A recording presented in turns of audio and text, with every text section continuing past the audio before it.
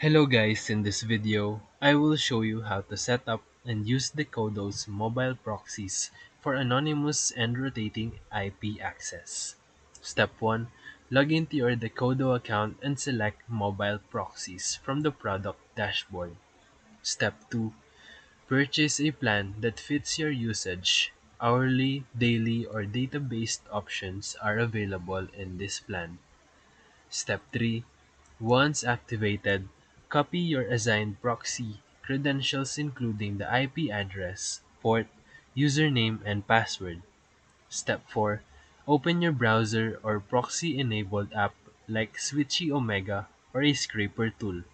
Step 5. Enter the mobile proxy info into the connection settings. Step 6. This is an optional step.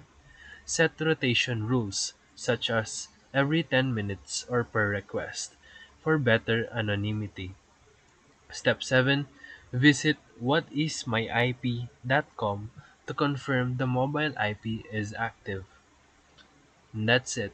Mobile proxies simulate real devices, making them harder to block and perfect for scraping, testing, or ad verification.